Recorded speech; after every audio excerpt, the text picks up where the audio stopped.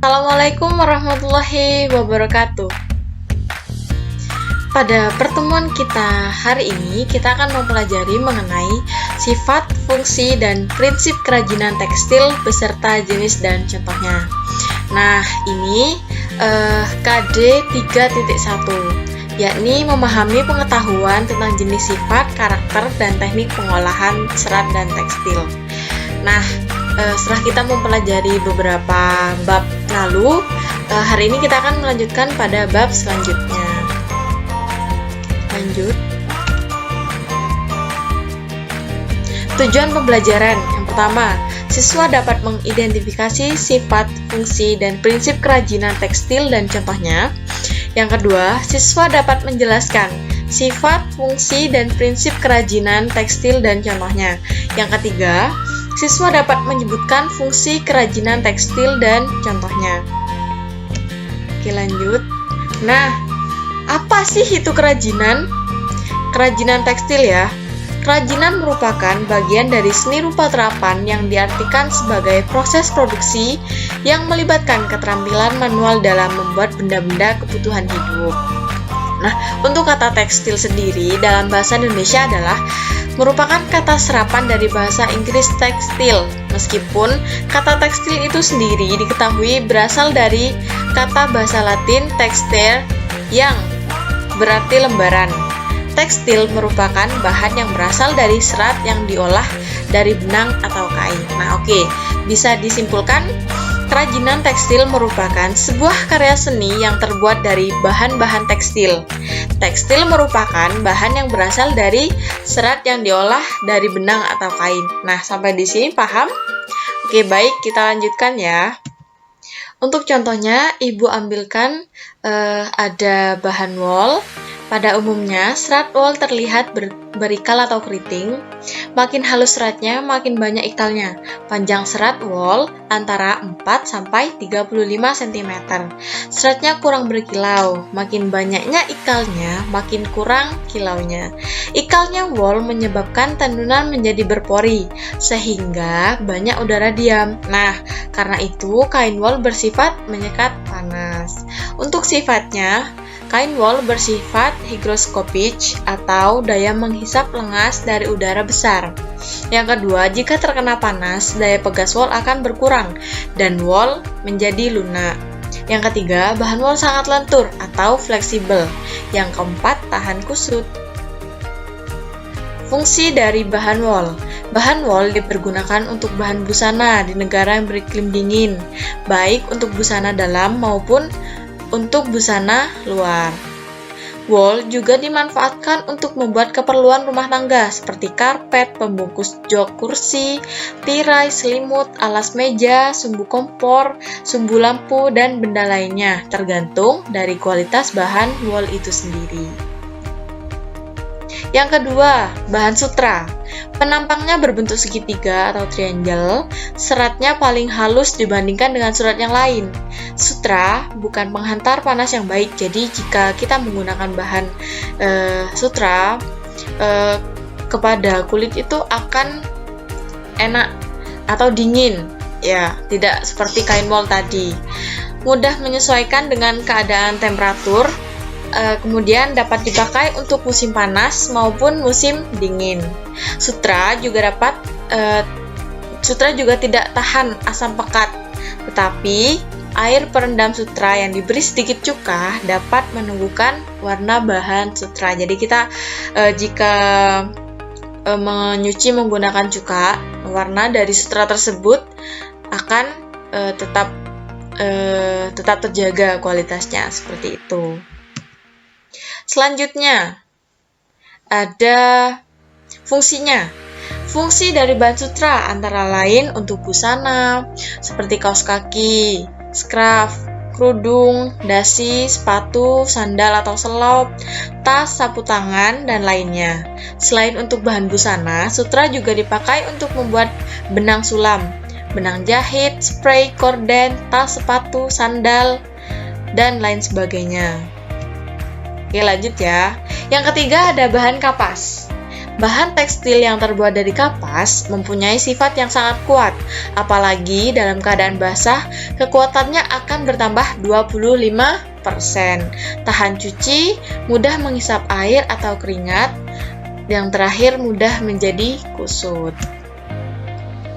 Fungsinya, kapas digunakan sebagai benang dan tenunan. Selain itu, kapas dipakai untuk keperluan rumah sakit seperti perban, alat pembersih kosmetik, untuk keperluan rumah tangga seperti sumbu kompor, sumbu lampu, tirai, pembungkus bantal, kursi, dan lainnya.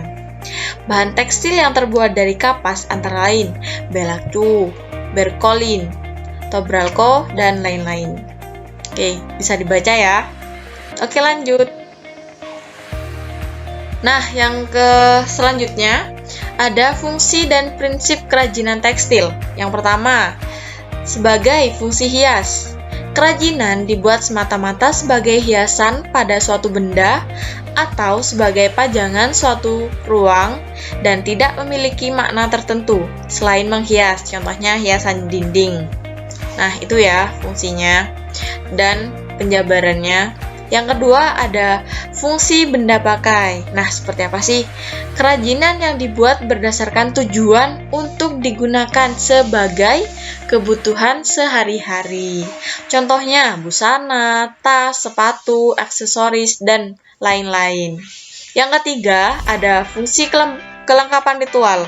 Kerajinan yang mengandung simbol-simbol tertentu dan berfungsi sebagai benda magis berkaitan dengan kepercayaan dan spiritual. Contohnya ulos, kain tenun tersebut yang dikenakan saat upacara pernikahan. Nah, ini digunakan sebagai kelengkapan ritual ya, kain ulos itu. Oke, lanjut. Dapat dipahami ya?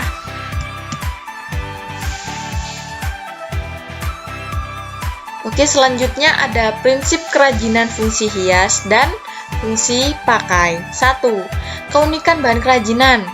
Seorang pengrajin hanya memerlukan kreativitas dan ketekunan untuk dapat menciptakan sebuah produk kerajinan yang dapat dinikmati banyak orang dan bernilai jual. Bahan dasar yang digunakan sebagai kerajinan dapat berasal dari bahan alam, bahan buatan, bahan limbah organik, dan bahan limbah anorganik. Semua bahan dapat diperoleh dari alam maupun diolah sendiri, bahkan hingga memanfaatkan bahan limbah yang ada di lingkungan sekitar, seperti laut. Sumber daya alam yang dihasilkan laut berupa bebatuan, cangkang, sisik ikan, tulang ikan, dan tumbuhan laut lainnya. Nah, untuk yang di darat, memiliki kekayaan alam, diantaranya kayu, logam, bebatuan, tanah liat, tumbuhan atau serat, dan masih banyak lagi. Oke, paham? Lanjut ya. Yang kedua, keterampilan tangan. Penggarapan produk dapat dikerjakan oleh beberapa orang atau beberapa tenaga kerja. Sebagai contoh, dalam memproduksi kerajinan batik dapat dikerjakan oleh beberapa tenaga melalui pembagian kerja sesuai dengan bidangnya masing-masing, yaitu ada tenaga bagian membatik, mewarna, melorot, dan melakukan finishing. Oleh karena itu, dapat dikatakan seorang pengrajin membutuhkan orang lain yang memiliki keahlian di bidang masing-masing. Dengan demikian, dari proses kegiatan tersebut dihasilkan produk kerajinan tekstil yang baik dan layak dipasarkan. Hasil karya kerajinan memiliki ciri khas yang unik dan menarik. Jadi dari setiap tempat produksi memiliki ciri khas dan keunikan yang masing-masing dimiliki. Tentunya yang menarik ya. Yang ketiga, unsur estetik. Nilai estetik dalam karya kerajinan fungsi hias dan fungsi pakai dapat dilihat dari aspek bentuk, warna ragam hias, dan komposisi. Dari segi bentuk, disuguhkan keberagaman bentuk sesuai fungsi, yaitu sebagai produk hiasan, baik bentuk 2 atau 3 dimensi. Produk kerajinan tapestri dibentuk berdasarkan pada proporsi, komposisi, keseimbangan, dan kesatuan irama, serta pusat perhatian, sehingga dihasilkan produk kerajinan yang harmonis. Fungsi warna sebagai penunjang keindahan dan juga sebagai pelambangan. Adanya unsur estetik pada karya kerajinan dapat meningkatkan citra produk kerajinan tersebut. Itu ya untuk unsur estetik. Selanjutnya, unsur hiasan atau ornamen. Unsur hiasan atau ornamen adalah unsur dekorasi yang dibuat dengan berbagai cara, diantaranya dilukis, diukir, dan dicetak. Ada dua jenis cara penerapan unsur hiasan pada produk kerajinan. Yang pertama, hiasan pada permukaan produk, yaitu hiasan yang dibuat setelah produk kerajinan selesai dibuat. Yang kedua, hiasan terstruktur, yaitu pembuatan hiasan dibentuk sejak awal kerajinan dibuat, sehingga menyatu dengan produk itu sendiri. Oke, penjelasan mengenai materi prakarya sudah selesai. Kita berjumpa pada materi selanjutnya. Terima kasih. Wassalamualaikum warahmatullahi wabarakatuh.